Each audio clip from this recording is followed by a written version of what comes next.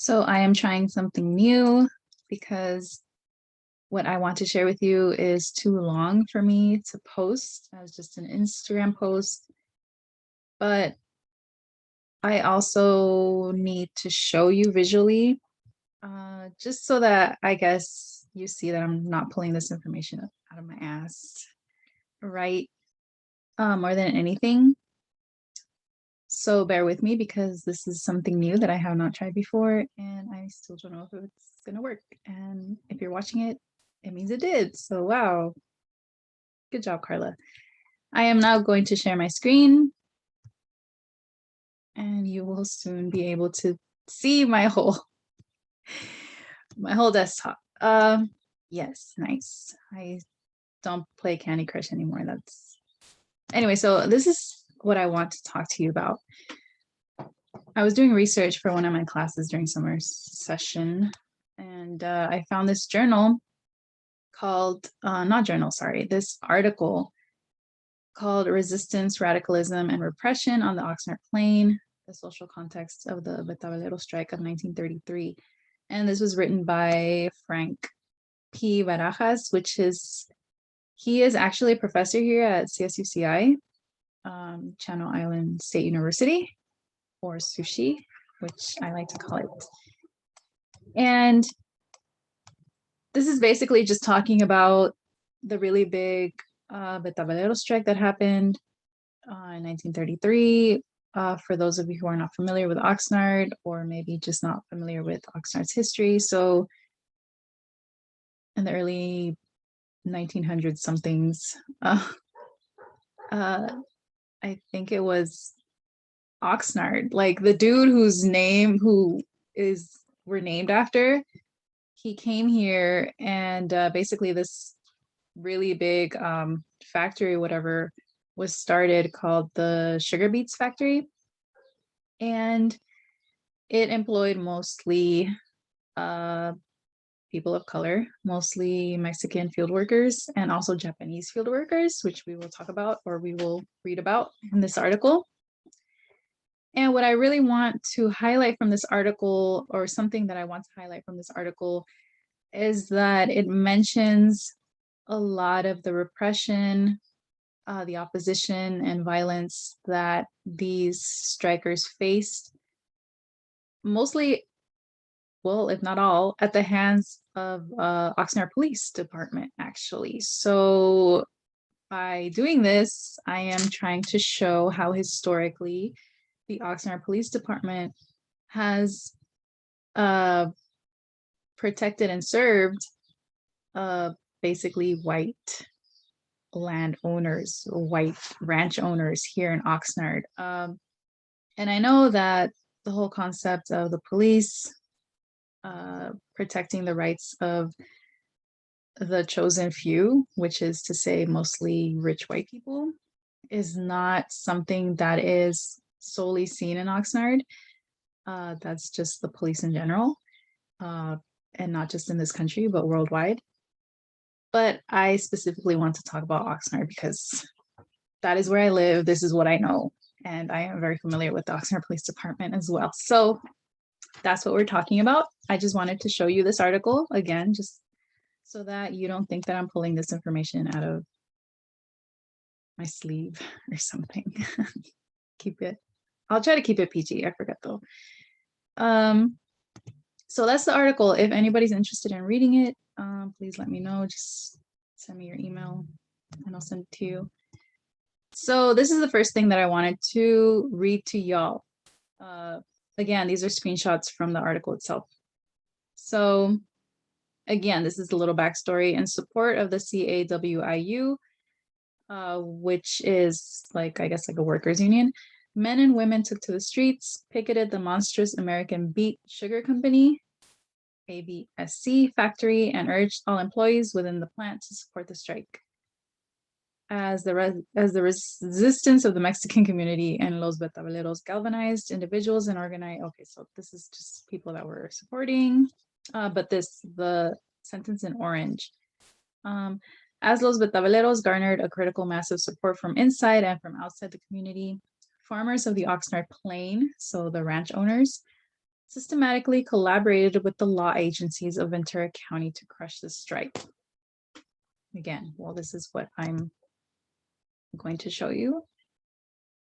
So in the next, so this section is just kind of giving like a little backstory and just basically saying that there was already tension between especially the Mexican community and the Oxnard Police Department. So this is just describing like an event that happened before this. Again, just to show that there's already tension and just some weird shenanigans going on with the police when it comes to especially Mexican immigrants, Mexican workers. So let me read it to you. In July of 1900, for example, a sign of this activism arose, and by this activism, they mean basically kind of folks questioning and doing demonstrations against the police for some really shady stuff. In July of 1900, for example, a sign of this activism arose after an Independence Day jailhouse blaze took the lives of 2 male Mexicans arrested for public drunkenness and assault with a deadly weapon. Suspicious of the circumstances in which the prisoners perished and lacking confidence in the ability of city officials to conduct a thorough and honest investigation, Mexican leaders summoned the Mexican consul in Los Angeles. So, and we're going to talk about the Mexican consul a few screenshots into the future, but basically the people were just tired of this. Some weird stuff already by 1900, some weird stuff was going on. There were already tensions. People did not trust the police when it came to fairly investigating people of color and what happened to them. So they tried to appeal to the Mexican consulate, which, spoiler alert, they really don't do shite. Is like, if I cuss in another language, would that count as, I guess, people being like, oh my god, she's cussing? Anyway, so this highlights that there was a union between the Mexican and the Japanese workers.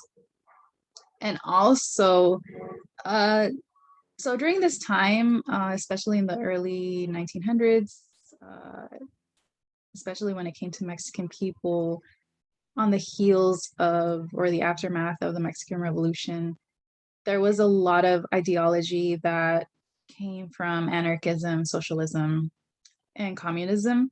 So once upon a time, even in this country, those 3 isms were not seen as bad as they are now. Now, when one talks about politics, it is very much monopolized by the 2-party system. So by this Republican versus Democrat ideology, right? But back in the day, people were more, especially people of color who came from other countries, were more open to looking at different types of political ideologies.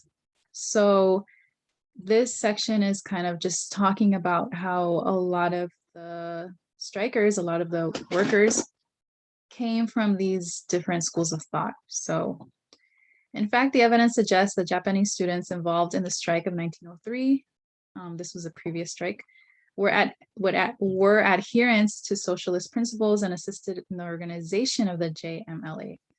Within the Mexican community itself, one radical socialist, Simon Berthold, lived and worked on the Oxnard Plain. The Oxnard Courier, which, a little aside, the Oxnard Courier was a very racist publication, which actually stopped publicating in 1995. I checked on Google. So they were around for a while. And let me tell you, they said some really gnarly racist stuff. The Oxnard Courier described Berthold as a betabelero and a known socialist. In addition to his circulation within socialist circles, Berthold had been an insurgent leader of a movement devoted to the anarchist cause of Ricardo Flores Magon's El Partido Liberal Mexicano. So Ricardo Flores Magon at this time was one of Mexico's most famous anarchists, him and his brother. And he had a publication called I am such a bad anarchist. I don't remember what it was called. Like something like Resurrection or something like that. Okay. It was like, and of course he did this, the PLM. So this last sentence, the early presence of radicals like Berthold and the Japanese socialists contributed to the creation of a tradition of resistance to the powerful agricultural landowners of the Oxnard Plain. So this is very important to me because Oxnard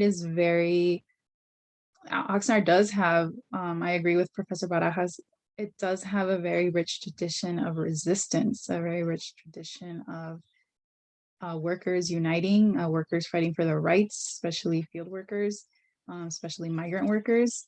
And I am very proud of that, actually.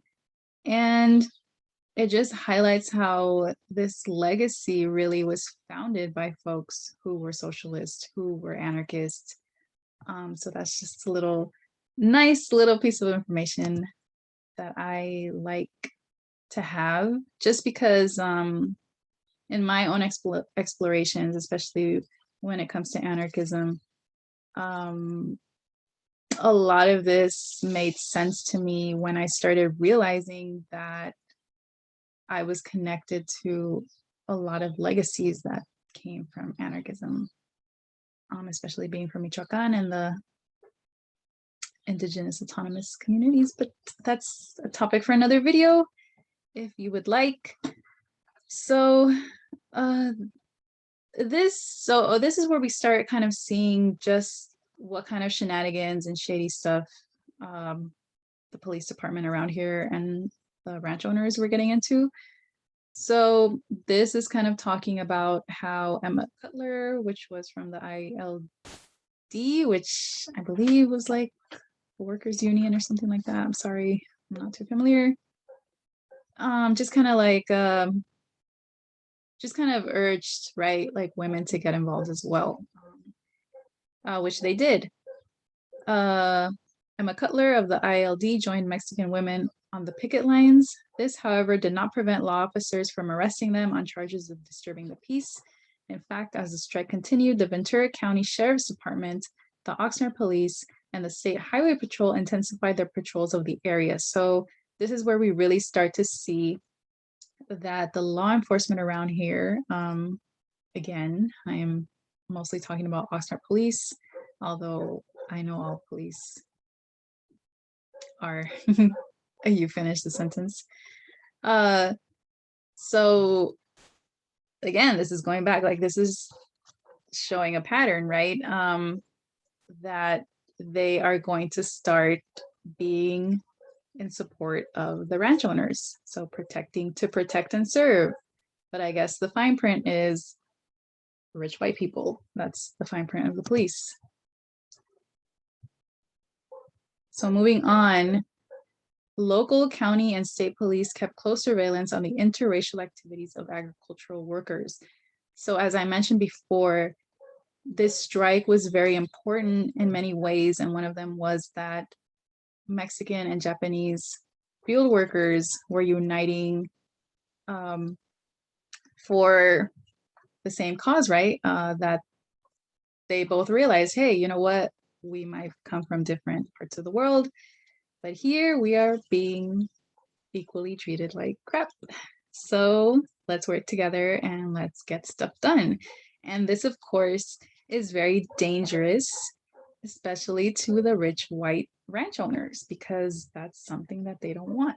They don't want marginalized folks, to start uniting and working together, because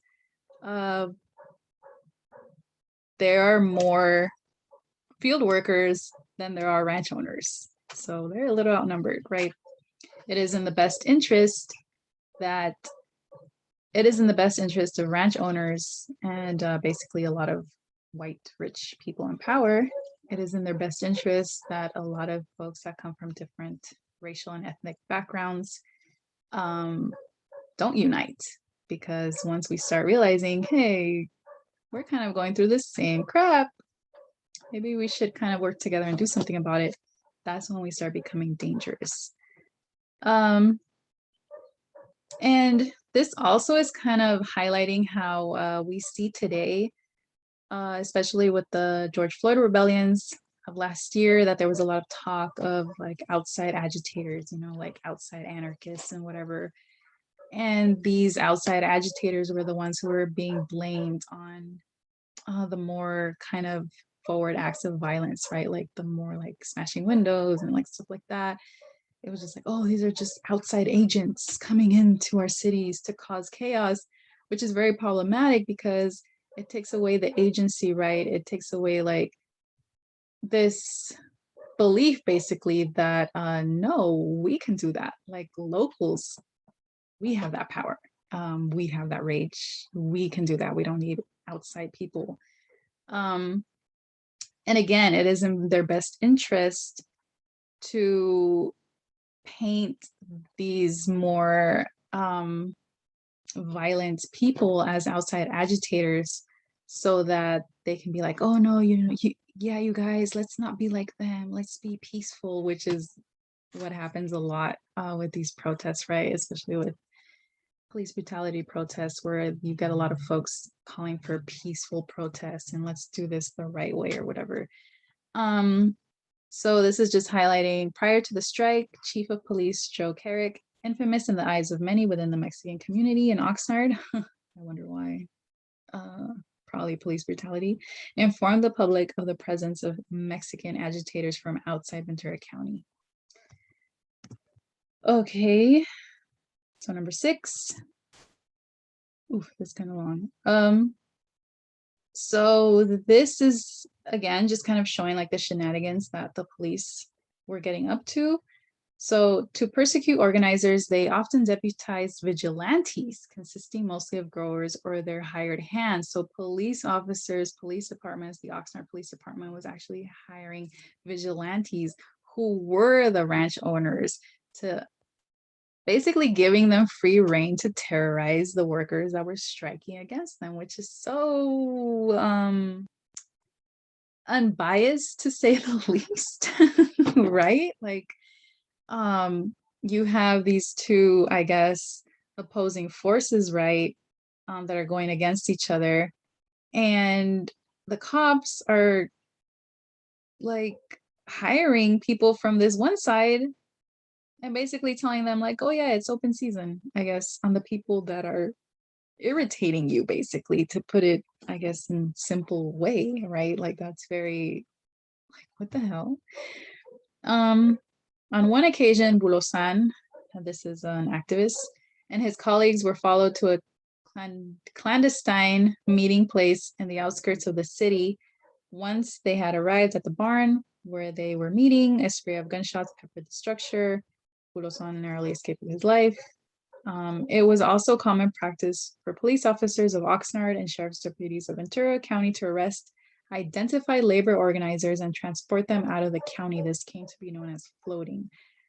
So this is really talking to the infiltration that happens within movements on the part of the police, specifically here, the Oxnard Police Department.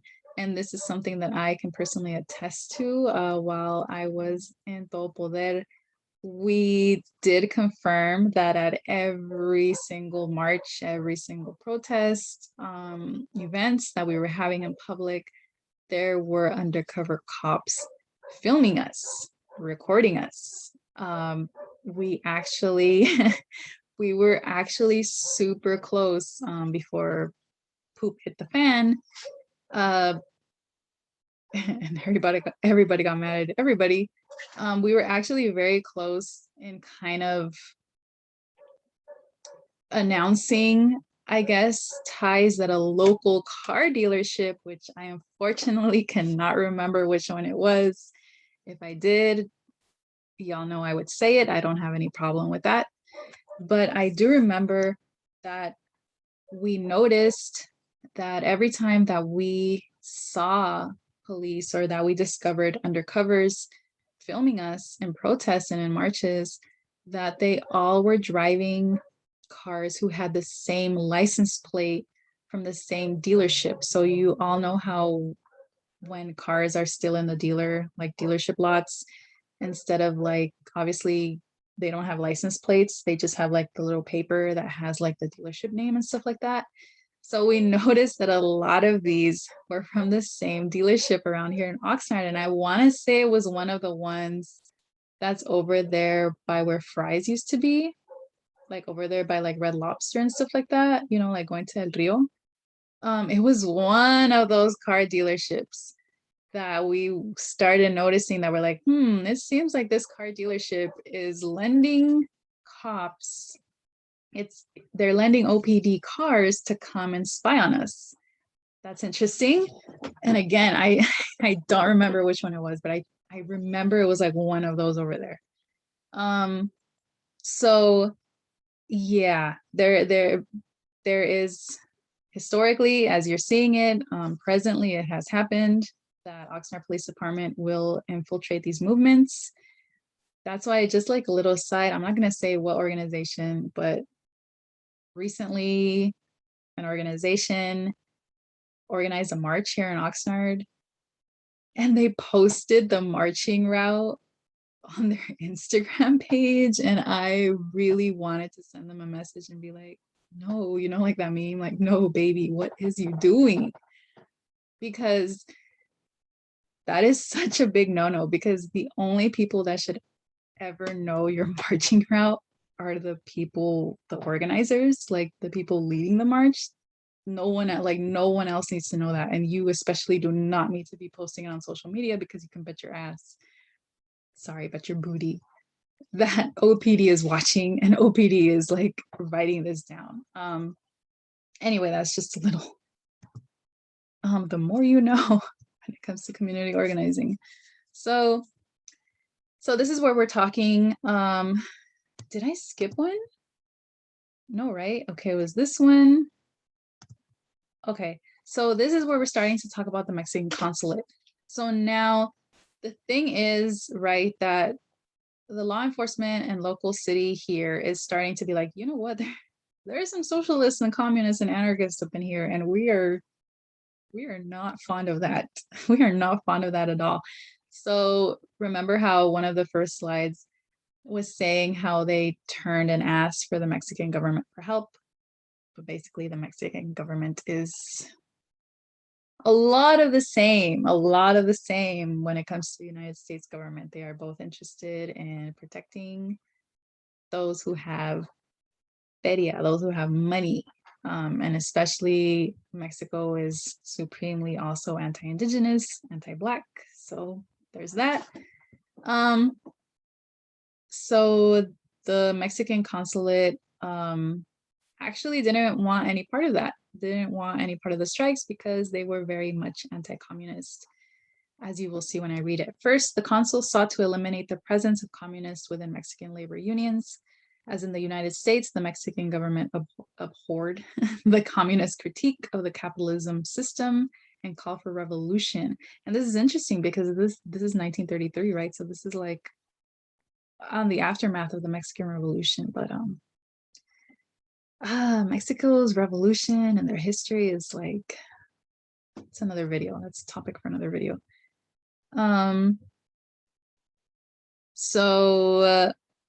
Let's see. Although the Oxnard Daily Courier, again, very racist publication, made no mention of the presence of the Mexican consul in the city, in a 28 August issue of the Western Worker. The Western Worker was a publication that was written by and made for workers, like working class folk. The Western Worker, a newspaper affiliated with the Communist Party, the CAWIU announced the exposure of their ineffective attempts of the Mexican consul to break up the strike in Oxnard, proclaiming that workers stand fast with CAWIU representation, irrespective of race or nationality. So they were like, no, you are not going to come in here and break us up. Okay, so again, this is some of the tactics. These are some of the tactics that the Oxnard Police Department did. In an effort to cower the union, in early August, Oxnard Police Chief Carrick arrested a group of strikers on the charge of drug possession, tapping into the popular stereotype of Mexicans being predisposed to violence, especially in conjunction with narcotics and alcohol. while at the same time exhibiting its own bias in favor of the interests of the SCBGA. That's what I've been saying, right? So again, it's just showing like these are the shady tactics that the cops were doing because they were biased and they were in favor of these white ranch owners.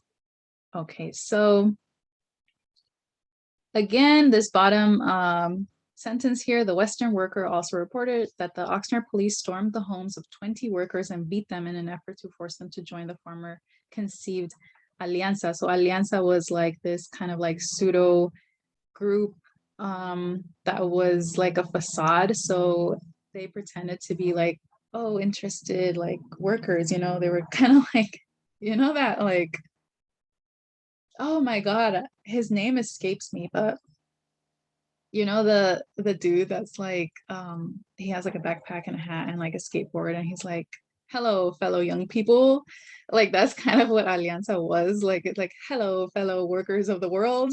Like they're just trying to, again, a lot of like COINTELPRO, so like a lot of just like counter-revolutionary tactics where they're just trying to infiltrate and like calm everyone down, and like basically a lot of what nonprofits do, if we're being honest. But that's a whole other video as well.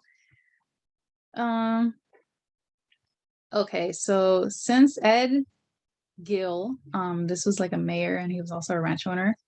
Since Ed Gill was both the mayor of the city and a sugar beet grower, 75 CAWIU picketers targeted his ranch and exhorted Esquiroles to join them. In response, the police and special officers, so these are like the vigilantes, which are ranch owners, special officers armed with sawed-off shotguns attacked the picketers with tear gas and arrested Jean Rand, Peter Salideo, Frank Salas, John Madrid, and Mike Flores on charges of disturbing the peace and the destruction of property. So just more of the cops just picking sides. So this slide is really, again, talking about how the city really started to be scared because the strikers were really, the people, just like the regular folks of Oxnard, were really supportive of the strikers. And again, a lot of these organizers came from socialist, communist, anarchist backgrounds. And that really frighten these people, right? Especially in this country where it's just like capitalism. It's just like, no, we have to have like this two-party system where it's just like Democrats and Republicans because, you know, God forbid that people have choices, right? But anyway, the chamber invited, the chamber, basically like the city, city of Oxnard, invited on special request of the Ventura County branch of the AF of California, Los Angeles, Chief of Police James Davis, considering that Davis gained national notoriety for the formation of a special unit known as the Red Squad, with the specific purpose of intimidating, harassing, and breaking up labor unions and radical groups. This invitation demonstrates the frame of mind of farmers and business interests in Ventura County. They were scared. They were scared. They did not want these commies in here. They were super scared because they were bringing the ruckus. Okay, again, some more of the tactics of OPD. So the next month, under the pretext of an immigrant sweep, Oxnard police officers raided homes in the barrio of La Colonia and on ABSC property. The police arrested and later released 8 individuals. In the process of the raid, the police claimed to have confiscated communist literature. They were scared, y'all, I'm telling you. So again, this is showing like the historic, I guess, tie of police and how they use immigration against immigrants or the threat of deportation to intimidate and to harass workers, especially when they want these workers to fall in line, to be good little workers and just produce, right? And lastly, these Red Squad-like tactics exacerbated tensions between the Mexican community and the police, compounding the strain where the frequent acts of abuse on the part of individual police officers towards Mexicans in general. Was it individual or was it systemic? Anyway, the basis for this police misconduct stemmed from the perception of perception of Mexicans as inherently inclined to criminal activity, which is kind of like, it reminds me of this video that we had, that we actually got because when I was in Todo Poder, the Oxnard Police Department targeted two of our, or who they thought were our leaders, even though we didn't really have leaders. Well, we weren't supposed to, but there were cliques. Okay, but again, that's another video. So they went after two of them, and one of them who went to trial, well, both of them went to trial, and one of them during his trial, we were actually, I forget the term for it, but there's a term like something discovery, but where we requested to see everything that they had on us, and that's when we confirmed that indeed, yes, there were a lot of undercover cops filming and recording us during protests, because we actually saw the footage, because they actually had to hand it over. And in one of these videos, we're in La Placita and we're doing a protest or something, and you can hear them talking about us, or like about the people in general. And one of the police officers says they're talking, and then they're trying to decipher, I guess, who's like part of Todo Poder and who's not. And then one of them, the police officer, says something along the lines of, well, like, oh, everyone in Oxnard is a gangster anyway. Like everyone in Oxnard is a criminal.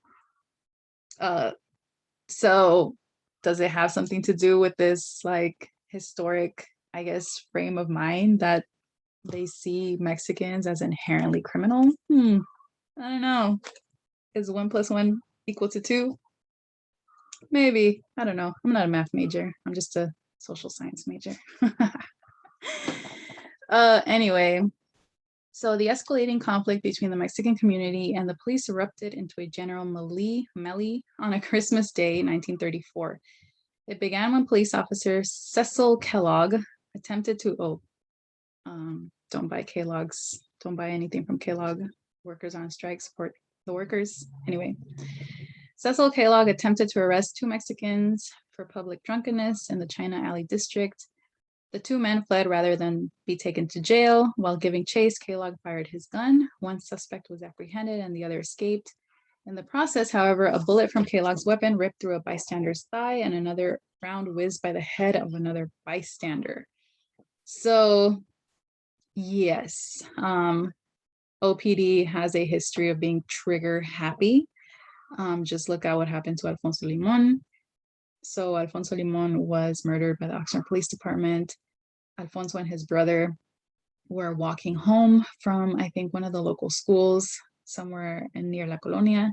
So they lived in La Colonia. They were walking back. They were literally a block away, like houses away from their house. And OPD, Oxnard Police Department, was chasing three suspects who looked nothing like them, were going a completely different way than Alfonso Limon and his brother were coming. And they encountered Alfonso and his brother, and they just started spraying bullets. They shot Alfonso, I believe it was something like more than 20 times, like 20 plus times in the back while he was laying on the ground, and his brother was a couple of feet away from him, basically telling them to stop. So yeah, really infuriating stuff.